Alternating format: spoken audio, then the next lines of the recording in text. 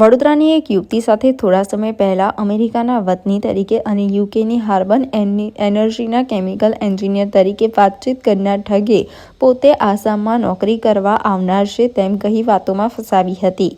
ત્યારબાદ ઠગે આસામના દિગ્બોય ખાતે મશીનરી લેવાની હોવાથી રૂપિયા માંગ્યા હતા। યુવતીએ રૂપિયા ટ્રાન્સફર કર્યા હતા। ત્યાર પછી એરપોર્ટ ખાતેથી તેનું પાર્સલ છોડાવવાના નામે રૂપિયા માંગ્યા હતા। આમ યુવતીને કુલ રૂપિયા 2.62 લાખ ટ્રાન્સફર કર્યા હતા, પરંતુ ત્યાર પછી પણ માંગણી ચાલુ રાખતા યુવતી સમજી ગઈ હતી અને તેને સાયબર સેલે ફરિયાદ કરી હતી। આ ગુનામાં વડોદરા સાયબર સેલે ટેકનિકલ સર્વેલન્સના આધારે આરોપીની માહિતી મેળવી હતી અને દિલ્હીના બુરાની ખાતે વોચ રાખી લેઝુઓ ઓબિયોમાં ઝહોન ઝિવલિન મોહમ્મદ અને એકબુલ્લે ઇકેનાને ઝડપી પાડ્યા હતા।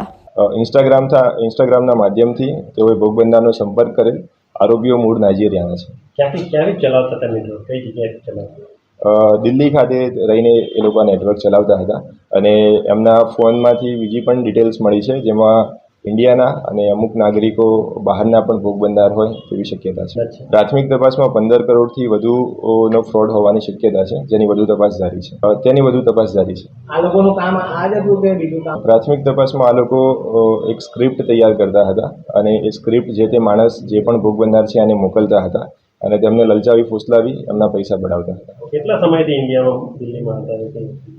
આ જે આરોપીઓ છે તે 3 આરોપી છે, જે 2019માં 2022માં અને 2020માં એમ વિવિધ તબક્કે આવેલા મેડિકલ રીઝન્સના પ્રિટેક્સમાં અને ત્યારબાદ ઓવરસ્ટે કરીને ઇન્ડિયામાં રોકાયેલા છે। વિઝા પૂરા થઈ ગયેલા?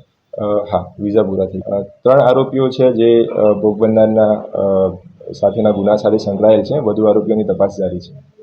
મહિલા પોતે વ્યવસાય કરે છે, એમનું નામ આપને જણાવવામાં આવશે।